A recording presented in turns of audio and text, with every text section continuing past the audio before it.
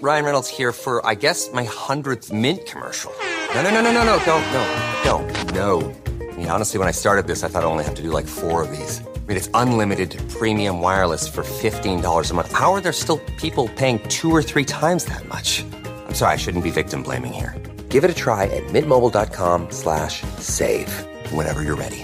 $45 upfront payment equivalent to $15 per month. New customers on first 3-month plan only. Taxes and fees extra. Speed slower above 40 gigabytes. See details. There's a lot that could impress you about the all-new Honda Prologue EV. True, it's got class-leading passenger space and clean, thoughtful design and intuitive technology. But what really sets the Prologue apart from the competition is that it's more than an EV. It's a Honda. Honda, the power of dreams. Visit honda.com/prologue to learn more.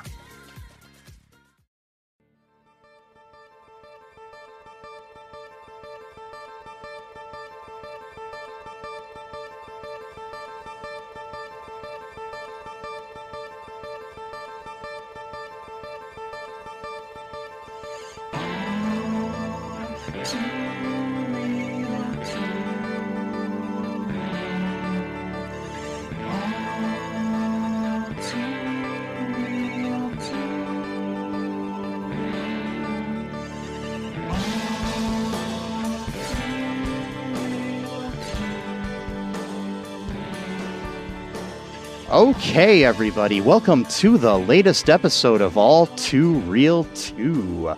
My name is Michael E. Cullen II, and with me, as always, is... Sesame, the hallucination kid, and Carta. Whoa, are you even here, then? No, man, I'm like in space right now. Whoa. I'm on the other side of the moon, where China eventually is going to. They let me go on one of their spaceships, bro. That was very nice of them. Well, it wasn't a favor. It's an exchange for my loyalty to the Communist Chinese Party and to work. Oh. Whatever. I am now a surrogate for the Chinese Communist Party. And So Xi Jinping, or whatever his name is your leader now? yeah, he's pretty chill, actually. Yeah. Do me a favor, when you see him next time, tell him he looks like Winnie the Pooh. Okay, you also got anything about Trump, because he's not a big fan of Trump, so I can give him a message about that as well. Tell him that Trump looks like a Garbage Pail Kid. I think he'll like that, actually. That's funny. Okay. Yeah. But it's against the law. They will not let any pictures of Winnie the Pooh be posted anywhere in China because people think Winnie the Pooh looks like the leader. Wow. And it usually leads to him being made fun of. That's crazy. All right, yeah. Well, yeah. At least according to John Oliver on Last Week Tonight. So, anywho, speaking of fun childhood adventures, today on the show we are covering a 1993 movie entitled The Skateboard Kid. Yeah. The summary, according to the Internet Movie Database, is: no one could be more bored than Zack, the new kid in town with no friends in sight, when a gang of hip skateboarding thrashers start cruising his neighborhood. Zack hopes his luck will change, but they want nothing to do with him. Then Zack makes the discovery of his life, a talking, wisecracking, magical skateboard, and suddenly skateboarding rises to an entirely new heights. That is not the movie. It's not even close to the movie, unless that was the original story, because, yeah, that's featured in the movie, sure. Yeah. Not the plot of the movie. I mean, No. He has like 80 different subplots. It's so hard to figure out. And this is actually the description that was on the back of the VHS. Yeah, well, the file that you sent me after the movie, it shows different trailers, and it showed the trailer to this movie. The trailer has nothing to do with what the movie's actually about. And in fact, the trailer actually used the most uninteresting clips from the movie to put into the trailer instead of the cool clip. So I'm not sure who bungled that editing, because they have so many cool things they use. They used the most boring clips to put in there. The cover of the movie too includes Zack not wearing his WoW hat, wearing some random white baseball cap. It is at least the right kid, I think. And he's wearing clothing that he never wears in the movie. He's on a skateboard that is not the skateboard from the movie. And randomly, there's a dog on the skateboard with him. Okay. There's not a single dog in this whole fucking movie. So I'm starting to think maybe the script changed like significantly at one point, and Either that or they just told somebody to make the poster. yeah, they're like, hey, you didn't see the movie.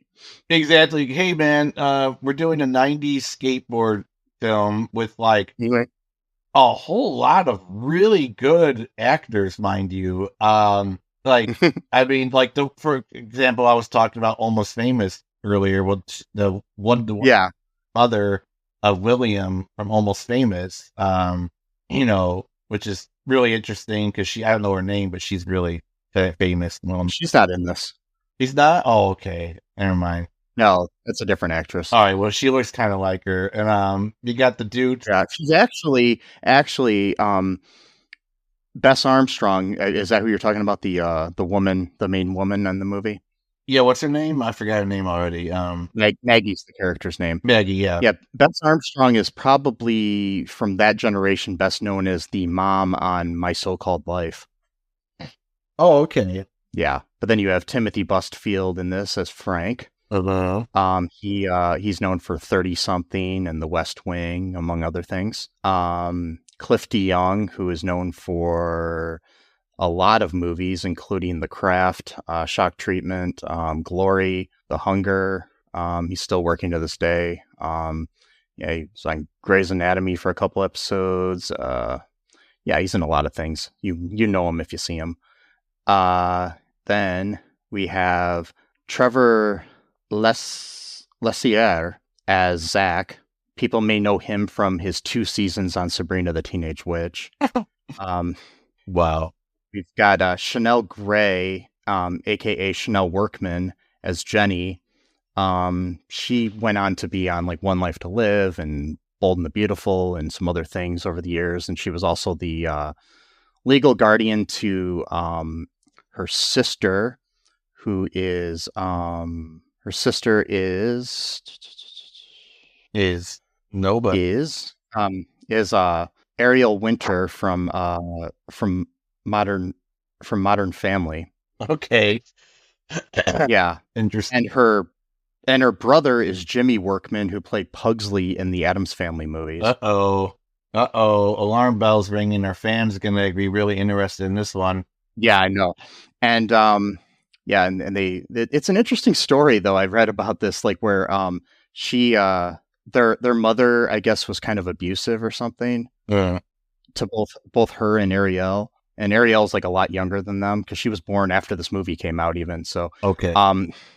She was born in 98. And then Jimmy took Chanel to court to try to get custody of his sister and everything, and it was like this whole thing. And then their dad ended up getting control over the finances, but Chanel still had like custody of the sister. It's a weird story, but anyways, very good. So you're gonna laugh at me again, but is the dad? I mean, not dad. Is Frank the guy who owns like the used car place, dealership or whatever? Is that Frank?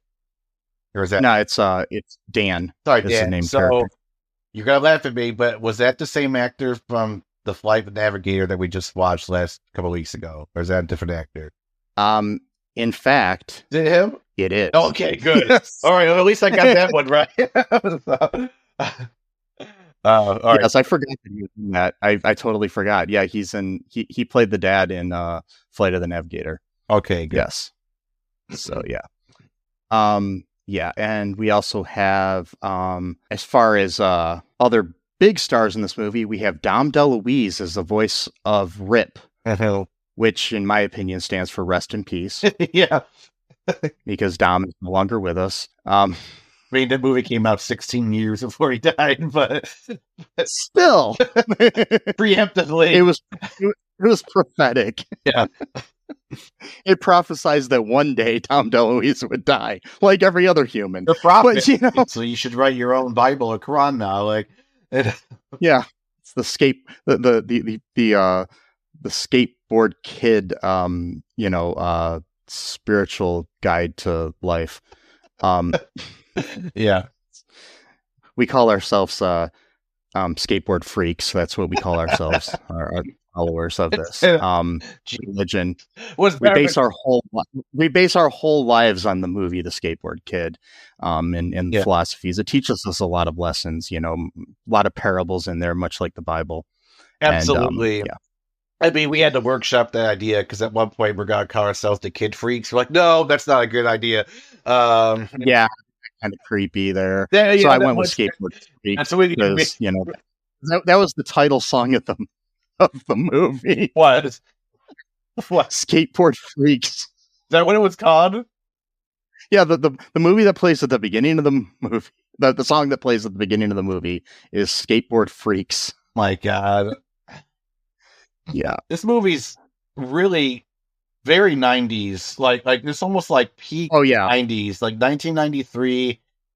To me, 1993 is peak 90s. That 93, 94. That to me is like everything after that. We start slowly getting into the 2000s culture, but 93 is a little bit. I mean, you kind of I guess I consider up to like 96 because that's when I graduated from high school. So I consider that still part of the 90s. So. Yeah. But yeah, this is like, your time of like Nirvana just catching on and, and hip hop being cool and, stuff like that. And skateboarding being cool. Yeah, this movie was written by Larry Swerdlove and Gary Stewart Kaplan, directed by Larry Swerdlove, who is known as a writer for things such as The Disease They Call Fat, Jakers, The Adventures of Piggly-Winks, Sitting Ducks, Clifford the Big Red Dog, RoboCop Alpha Commando, the animated series. Muppet Babies, Chippendale Rescue Rangers, Pink Panther. Bunch of stuff like that he's writer for. And this is the only thing he's ever directed. So, yeah. Yep. Sting. And this was produced by New Concord Pictures, which was a company that was known for low budget movies. Started by Roger Corman, the famous low budget movie producer and director who started the careers of people like Ron Howard, and as far as directing goes, is Ron Howard, James Cameron,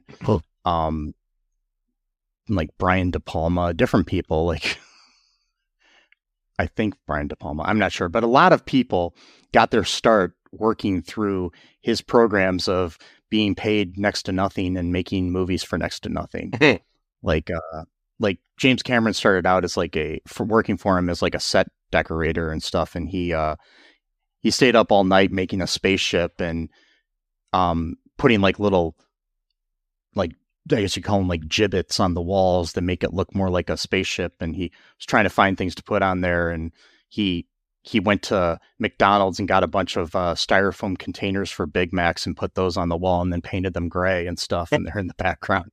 Stuff like that just was being very, so just look into Roger Corman. He sadly recently passed away as well. So, yeah.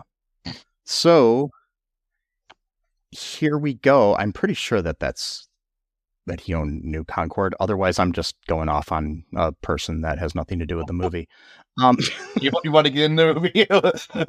What's your reaction to this movie after seeing it? Oh, my reaction is like, it's wild, bro. It's so 90s. It's radical skateboarding. No, I loved it. I thought it was awesome. God, I mean, I was, again, I took some medication right before watching it. I thought it was the coolest thing ever. So I don't know if I'd watch it again, maybe I'd feel differently, but yeah, I loved it, man. Yeah. So I enjoyed it in a this is so bad it's good sort of way. Yeah, and Roger Corman was the executive producer of the movie, so I'm not going crazy. So I just had to look that up. So Yep. yeah, but yeah, it basically, after watching it, I felt like I time traveled back to the 90s. Because this is so like, it's like taking the year 1993 and just putting it into a blender. And this is what you get into a movie, and this is what came out. Yeah. Mm-hmm. So yeah, good times, as they say in the 90s. Oh wait, well, as they say in any decade, but yes. But specifically, whenever I say it, I'm quoting Phil Hartman from News Radio. So. Oh, okay. Well, yeah, then it is definitely the 90s. Yeah. So, what goes down in this tubular movie, man? But tubular movie. Well, it's so hard to break everything down, so I'm just going to go through the basic, the skeleton, if you will. Yes. Of course, if you fall down from your skateboard, you're probably going to break some bones, which is going to hurt your skeleton. So, be careful. Yes. Where much like the dog on the poster, though, there is no skeleton in the movie. True. Yeah. Well, actually, there's several skeletons. They're just covered by skin. Skin, yeah.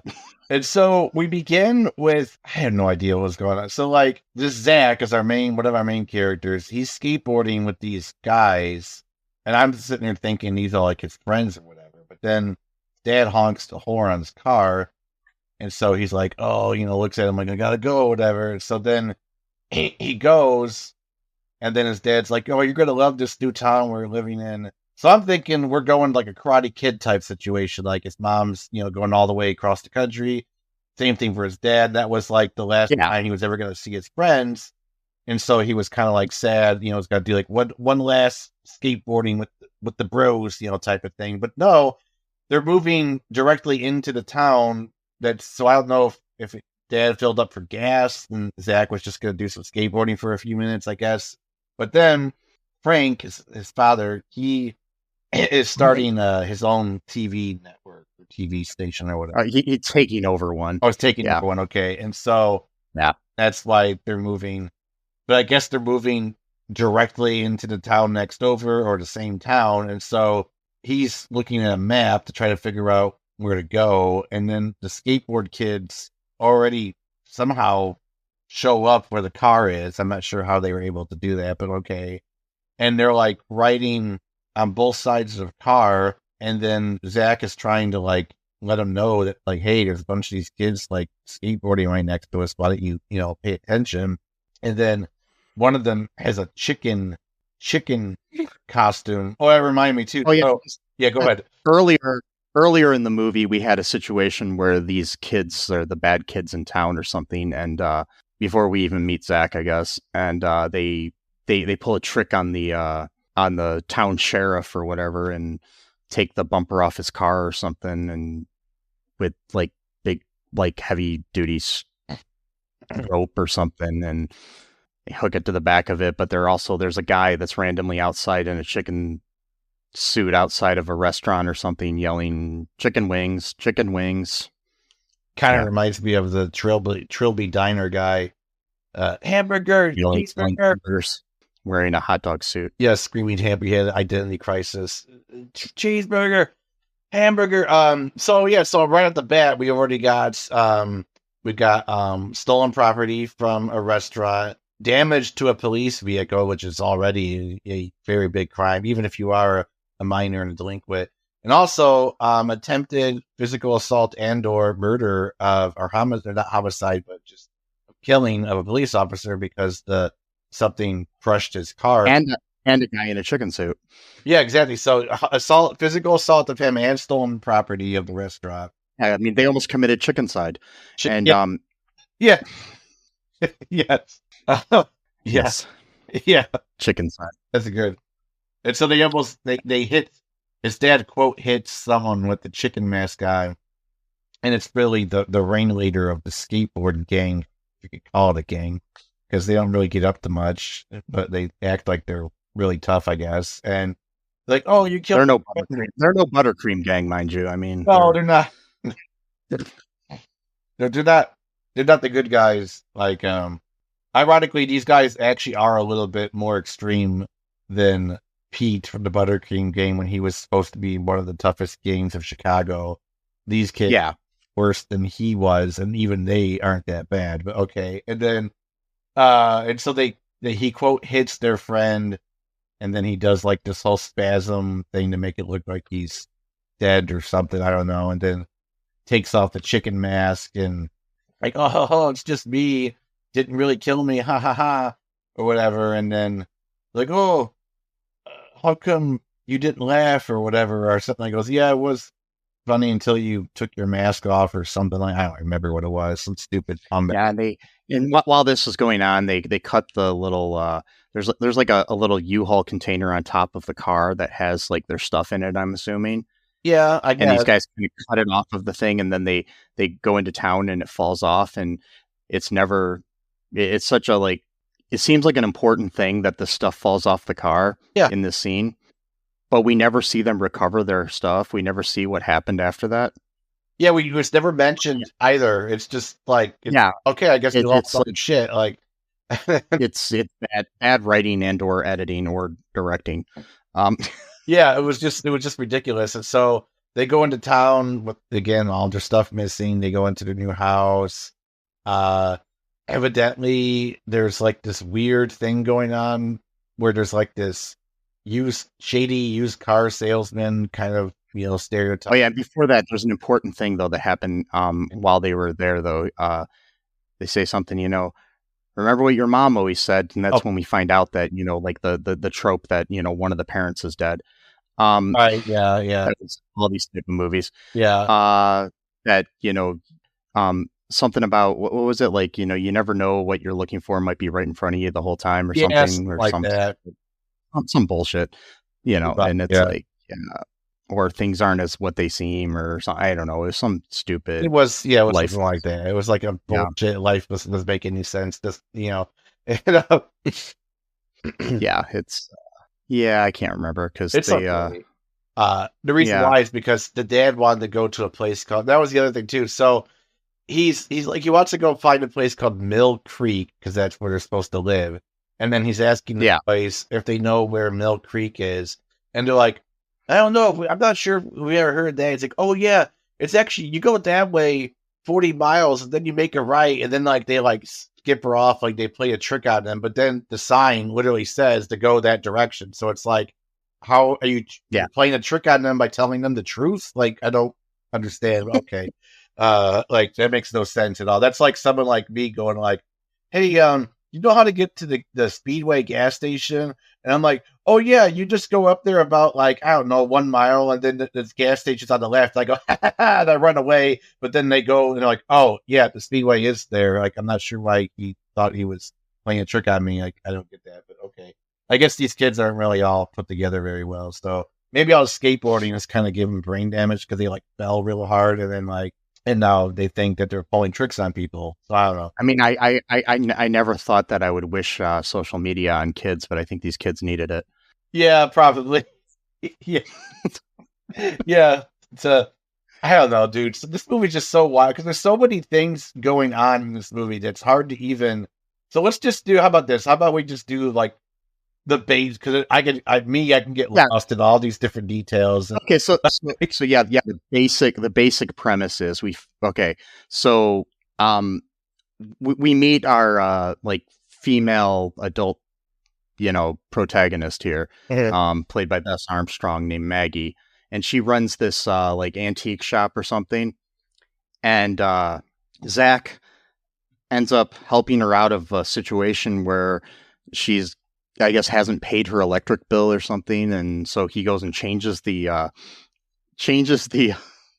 meter so it reads that she doesn't owe anything, which I don't think anybody would buy that. But anyways, before he does that, he sneaks into because he's being chased by the bad skateboarding gang, and he goes into her antique shop. And before this happens, I just have to address this situation. Okay.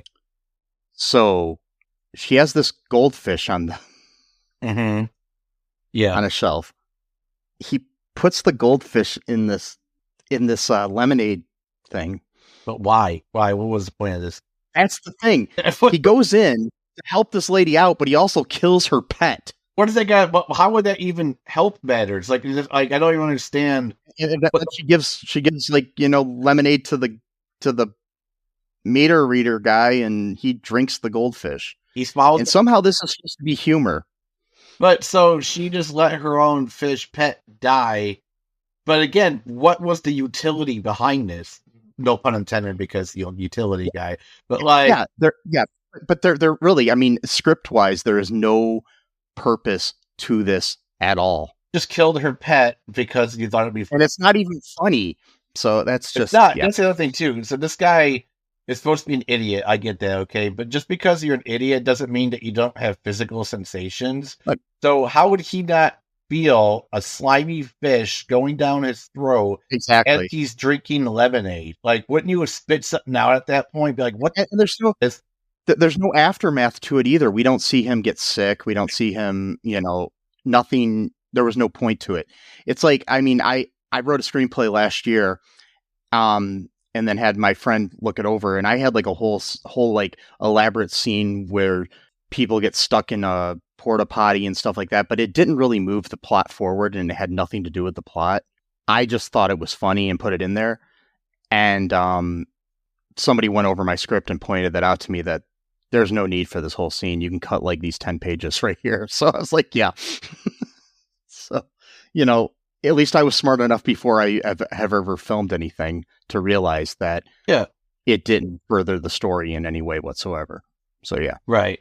It's just, I don't know, man. Like, that bothered me a little bit, because he just killed his poor pet for no reason, just because he thought it would be like a cool joke, I guess. And then, like, so we find out though later on, there's like this whole weird, like, pseudo love triangle thing going on, but not really, because like our antagonist Dan, he's like your typical like shady used car dealer type guy or whatever, and he's like, comes from family money. His whole, I mean, his grandfather was like really shady too. It's like pretty much that's how they got their money, is just through tricking people and armed robbery. At one point, I think he said what his grandfather had committed, or great grandfather, I'm not sure.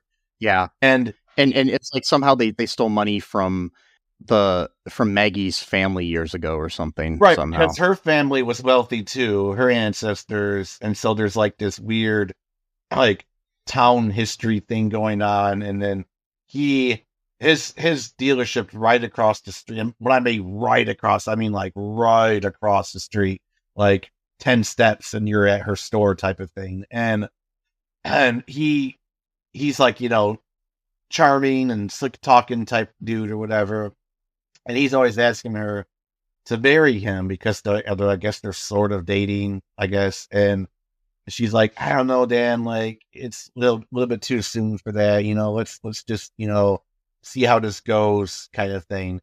And he's like, okay, sure, whatever. And then he wants to buy this like bubblegum machine from her, and like pays like way more than what it's worth. Way too much to help her out. She's like, no, Dan, like, stop doing that. And he's like, come on, I really want this. So finally she relents and lets him pay for it. And then he just like throws it in the trash, which is another weird thing. So they're right across the street from each other. And she wouldn't at one point see that he had just thrown the thing in the trash that he bought from her. It's one thing if you live far away and then you throw it, like, let's say, in like one of those big dumpsters that like apartment complexes have or something like that. But like right across the street where like you could just walk 10 steps and you're at the other location, like she's not going to see that. So already we kind of get indication that this guy's bad news. Not like the bad news bears, more like the bad news bandits. I don't know. I guess because or Fox News. Anyway, so that too. And so like for what? Okay, so just to jump ahead a little bit. So she wants to give him something because he helped her out. So he's like, well, my skateboard's broken. Can you fix it? And she's like, I don't know. It looks like it's pretty broken. But she's like, wait a minute. And lo and behold, there's a skateboard just hanging on her wall for no reason, apparently, in some hippie guy owned it, I guess, before, apparently from the 1970s or 60s. Were skateboards even a thing back then? I'm not even sure, but Well, skateboards have been around since the 50s, but in okay. some way or another, I think, or maybe, I don't know, I'm not sure, but maybe the 70s, I don't know. I'd have to look up the history of skateboards, but yeah. And so she gives him this like hippie-ish, like it's got all like these, psychedelic. This kind of brings me to my second point here, is where I'm thinking the tone of the film gets really dark, but not really, because it's really lively. But in my headcanon, something really bad happened, and the rest of this movie is essentially a hallucination. Hence why I called my name the Hallucination Kid, as opposed to the Skateboard Kid. So he takes it. Yeah, skateboards have been around really since the 40s. Really? Okay. Well, all right. In some way or another, not obviously as advanced as, Tony Hawk type skateboarding, but yeah. Right. So yeah. Okay. Well, there you go. And so he basically like tries to do his own design, and he goes into his garage and he's doing a bunch of work, to kind of change the colors a little bit. And then he ends up going to sleep one night in the garage, and he's sleeping with the skateboard, I guess. I don't know, for some reason. And I guess, he likes it a lot. So, and then there's a thunderstorm. I sleep with a skateboard every night. I don't know about you. It was like his security skateboard instead of a security. Yes. I hug a skateboard every night before I go to sleep. Yeah. It's this thing I do. And so I don't even skateboard. I never have, but I just sleep with a skateboard. It's like a thing that all the cool kids are doing. Yep. And so he's sleeping with holding the skateboard or whatever, and a thunderstorm happens. And then here's what I don't understand. So he's kind of like, he's really trying to trick out his skateboard. He's putting like a motor on it. He's trying to do all this cool shit. And so lightning strikes the skateboard. Okay, understandable. And, I could understand, at least from a fictional point of view, of how lightning could supercharge this motor, even though it would just destroy the motor. But fine, I can sort of understand from the fictional point of view of all this electricity, bro, go straight into the motor, which makes the skateboard super fast. Okay, I get that. But giving the skateboard a personality and a mind from a lightning strike does not compute. Literally does not compute at this point. So how would that how would a lightning strike create a person? Like, I don't get it. Okay, now I'm gonna give you an assignment here. Okay. Okay, there's a couple steps to this. All right. Okay, the first step, I need you to go buy a skateboard. Okay, sure. All right. Okay, you can probably do that. Anywhere. Just get a skateboard. It doesn't matter how big or small it is or anything. Right. Okay. How expensive, or just find a neighborhood kid that has a skateboard and just beat him up and take his. Well, I'm not going to beat up a kid. You just get a skateboard somehow. Yeah. I don't know how you got it. And you wait until the next thunderstorm. Okay. Sleep outside. And I want you to sleep outside with like some kind of lightning rod in your hand, with the skateboard in your hand. Yes. And then just let lightning hit you and the skateboard and see what happens. Right. And see what happens. And maybe it'd be like a Benjamin Franklin thing, or maybe they're trying to do a Frankenstein thing, because isn't that how Frankenstein, the monster? And they had some kind of like Frankenstein-ish movie, old movie on the TV. Like, it wasn't Frankenstein because they probably couldn't afford the rights to it. Okay. And it was some public domain movie on the screen that was maybe it was another Frankenstein, movie from the silent era or something, but okay. Yeah. Well, all right, that makes sense. So yes, maybe they were going for that. Like, oh well, but even then, Frankenstein's monster didn't really have a personality, at least from what I read. Yeah. Maybe some of the later editions he did, but I think the Frankenstein movie would have been a lot better if Frankenstein was voiced by Dom DeLuise. Yeah. Yeah. That would make it instead of or whatever. All of a sudden, you had this cool, hip, voice. Yeah, and so here's where the dark turn happened. So in my headcanon, what really happened was that the thunderstorm did indeed occur, and then lightning did indeed strike the skateboard and or Zack. And we are either experiencing a coma dream of Zack where he thinks going forward everything is actually taking place, but it's really not because he's just in the hospital bed in a coma, or he's just dead, and then he's just like living this weird like post life like millisecond of.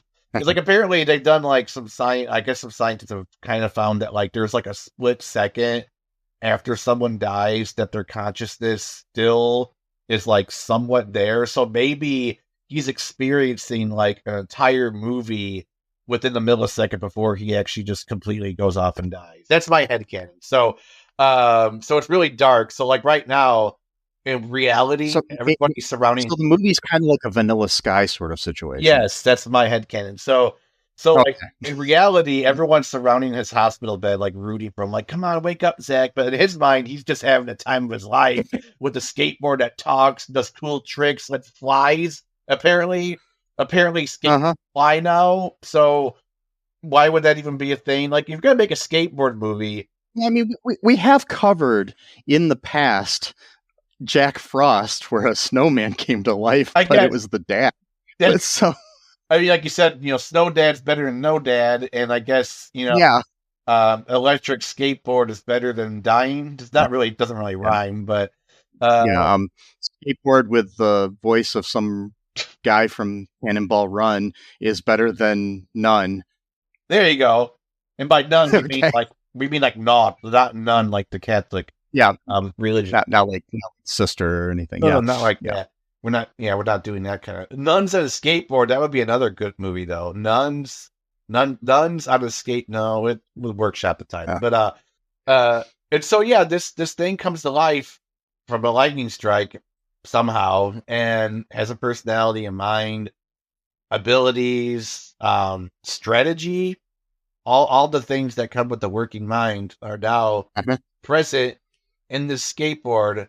Which another thing that bothers me. So why did they give the skateboard a face? How would a lightning strike not only create? He'd already see what happened was he cut up this old like remote controlled toy or something. Oh, okay. Or like old, kind of like a Batmobile or something that he cut up, and then he put the front grill of that on the front of his skateboard when he was doing his like souping up when he was pimping his skateboard, pimping his pimp my ride, bro. And Exhibit comes out randomly and starts helping out. It's weird. Oh my god. So and so the skateboard becomes his, in his words, his best friend, which is sad in a lot of ways, but also endearing at the same time. I don't know. And so so the problem that now that I'm talking about it, there actually are a few problems I have with this movie. So, and I think I actually was thinking of it while I was watching it, but since I was so highly medicated, I didn't really see anything wrong with it. I was just there for the ride, essentially. And then, by medication, I mean weed, but never mind. And then, you can edit that part out.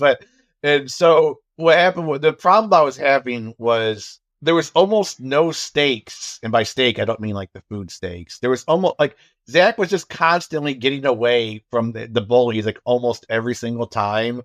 And it had a certain while, it's like, come on, like this is like, he's just getting away each time. Like how finally there were far too many scenes of him being chased by the guys and getting away. It's just like, probably about a half of the movie was that, and it just didn't need to be there, honestly. Like at one point, they finally did catch up and they broke the skateboard. Like, okay, finally something bad potentially happened, but not really. Yeah, because each time the skateboard broke like 2 or 3 times in this movie, and each time it just got back together somehow, and then it's like back day to day. That's the DeLuise magic. Yes. I'm telling you.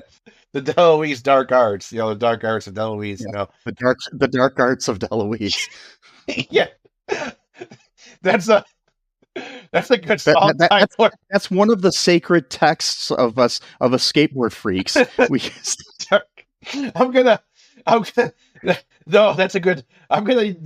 My new song is gonna be the dark arts of Dom DeLuise. I'm gonna use clips of this movie Yes. Thank you for that. That's perfect. Yes. Oh my god, I'm like crying now from this. But yeah, fucking skateboard dude named Rip, mind you, he named him Rip for some reason. I guess because he rips through things real fast, and Rip does get him out of quite a few pickles throughout the movie. Too many, in my view. Yes, there is such a thing as too many pickles. And this is one example of that. What else happens, dude? I'm talking too much. So basically, okay, what we have happening here is, okay, so big dirty Dan here, Dan Tanner, which is funny because it's the same name as Bob Saget's character from Full House, and one of the actors from Full House is in the sequel to this movie. So okay, and also too, Biff Tanner was the villain in Back to the Future. Yeah, and he had skateboarding in the Back to the Future. Interesting. Okay. Yes. So, anyways, he's got this plan to get this like hidden gold that he has a map for, which I was just like, okay, he had a map the whole fucking time. Right. So, he's just too stupid to understand how to read it, and he wants to get he's trying to marry Maggie because he wants to get her land because the treasure's probably on her land. And and so he ends up and oh yeah, there's another subplot that they don't even really go into. Maggie's daughter, who befriends Zack, and she also is friends with Rip as well.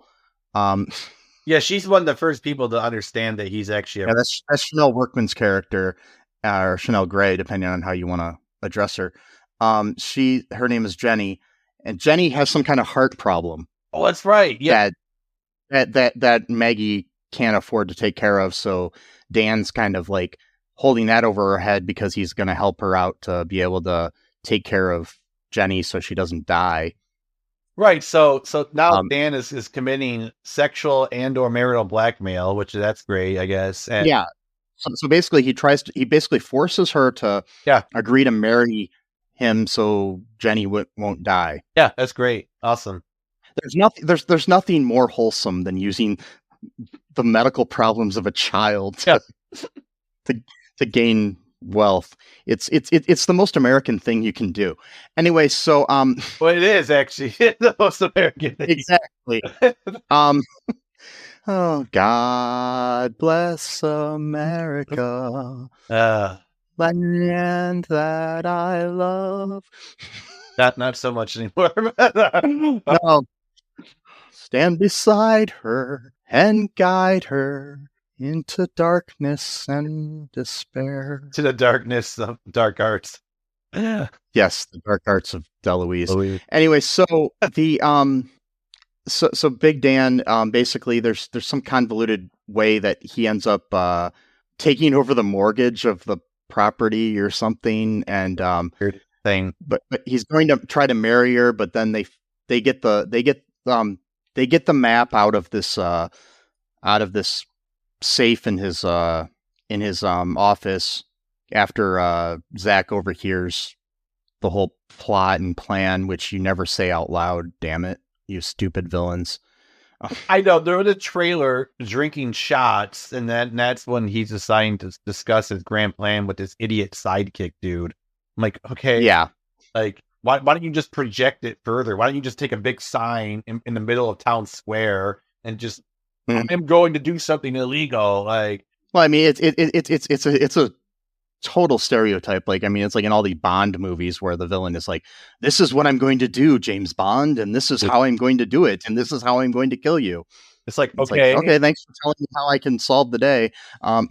It's like, take away the element of surprise. Like, usually a victim is more I mean, I don't know. I never murdered anyone. Well, supposedly I haven't murdered anyone. But like, usually, you want your victims to kind of feel suspense. You don't want to walk them through the entire plot. Like, okay, so first they're going to take this car and we're going to steal it and we're going to drive about 45 miles east. And there's a water tower by there. Then we're going to shoot the water tower with the shotgun. And then the water's going to spill out. And the water's then going to spill into this river. But then the water's actually contaminated type of liquid, and then it's going to go into the water supply, and then it's going to hurt the fish. And then when you're fishing, by the way, the goldfish is going to go in there because the guy just pooped out the goldfish and it's fine. Don't worry, he didn't die. But now it's in real trouble because now it's in the polluted water. And then someone's going to catch the fish, then they're going to cook the fish and eat it, and then they're going to get sick off the fish. This is all part of the hadiths of the of the writing of the hadith. Yes, the hadith. Is that what you said, hadith? Yeah, like the Islam. Yeah, it's the hadith of Dom DeLuise. Damn it. Yes. So sorry. Anyways, and I also want to make sure that it's clear that us skateboard freaks do not believe in murder. No, we don't. No, we do not. That's or consuming goldfish. And that's one of our religious diets. Yeah, we're not allowed to eat goldfish. Yeah. Yep. Yes. It's not kosher to eat goldfish. No, I'm just gonna throw out every. Definitely not. No, especially not live goldfish. Especially not. No, But I mean, any other kind of fish are fine unless you're allergic, like I am.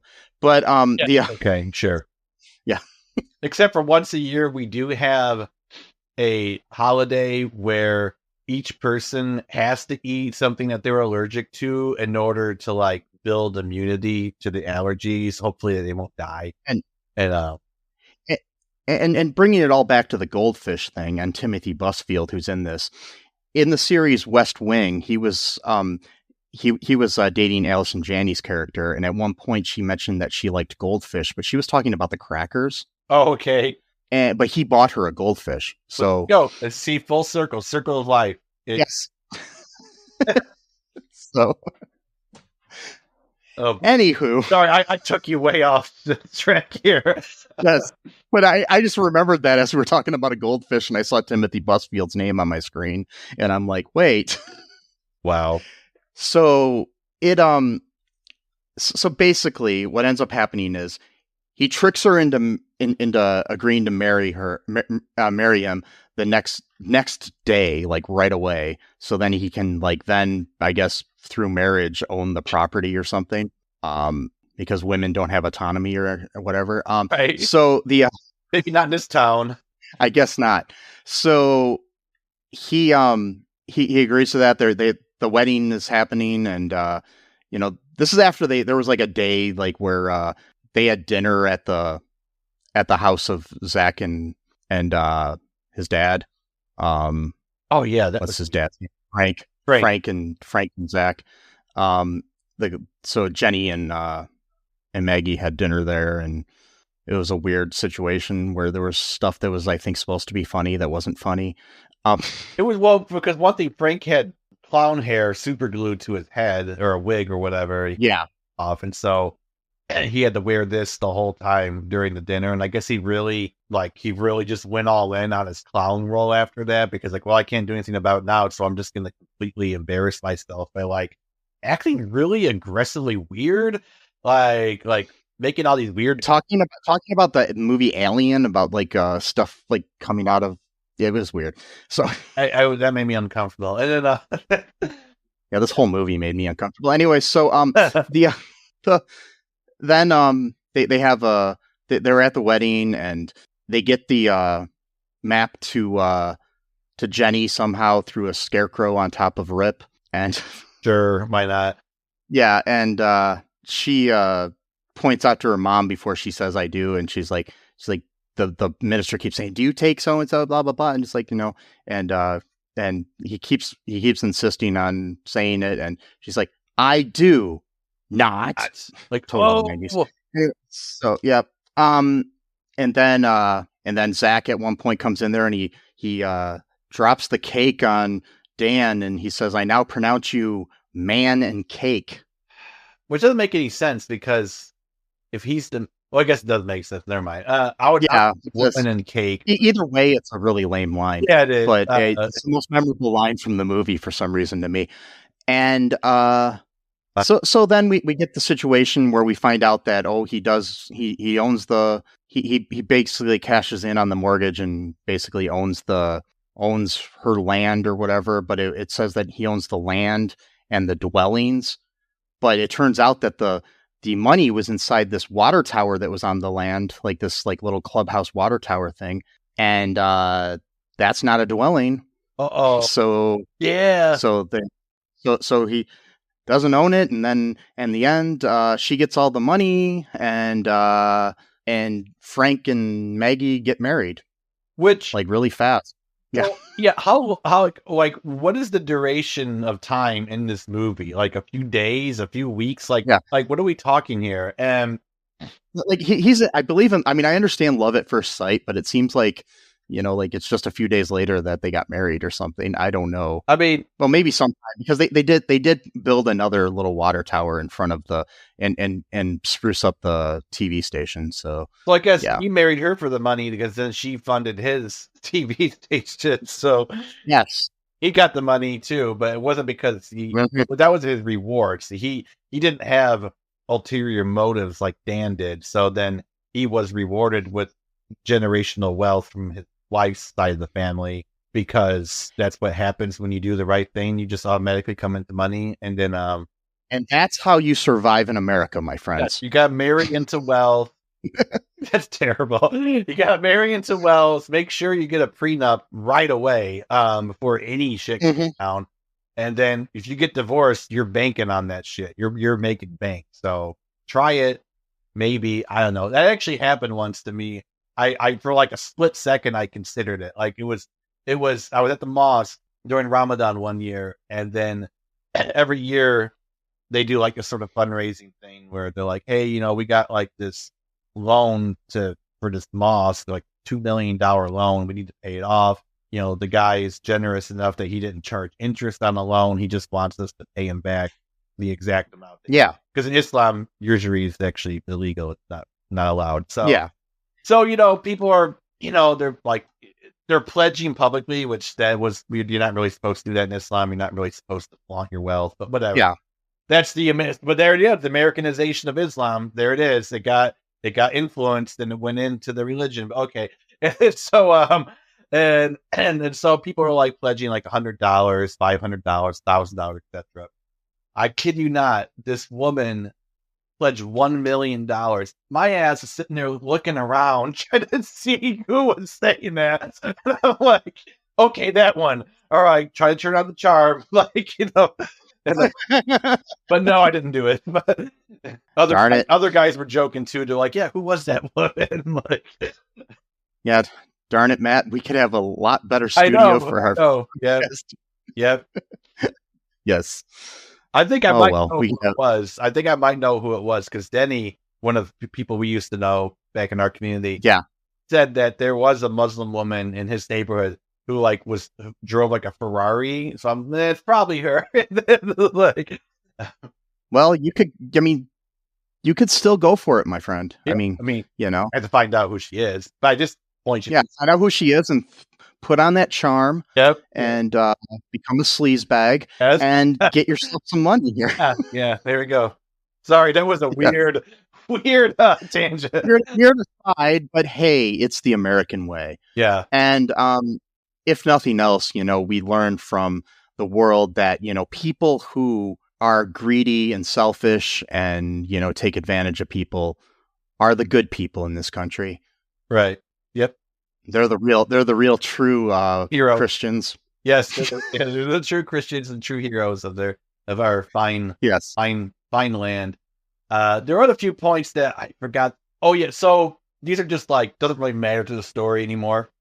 But the leader of the pseudo skateboard gang was actually the son of Dan. And so he kind of learned his ways from his father, being shady and just not caring about people and trying to take advantage of others.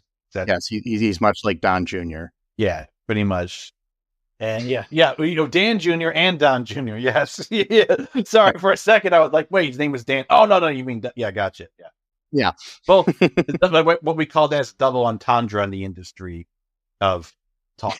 Yes, I don't know. Sure. And, it's the industry thing. It's not just a regular speech thing. You got to be in the industry. No, it's industry thing. It's like, That's another song title, Industry Thing. What industry are we talking about? I don't know. Industry Thing. That's the name of the song. There you go. You figure it out, Yes. Oh boy. So yeah, any other thoughts about this movie? I'm trying to just conjure up a few thoughts here. Well, there was, again, this is probably me. Probably me being porn brained for, my mind brain fucked up at an early age, being pornography for the first time when I was like 13 or 14 years old. But there was a moment where she's like, Maggie's like telling Zack, like, oh, you really helped me. Everyone deserves a reward. And I'm like, God damn it. Like, no, don't go there. Like, it's like, Mrs. Robinson, are you trying to seduce me? Yeah, I'm like, don't, let's not go there. That's not what she meant. So, yes. Oh God. Yep. I think that's it. So, I'll probably have some thoughts right after we get done recording, but right now I can't think of anything. So yeah, we're all good here.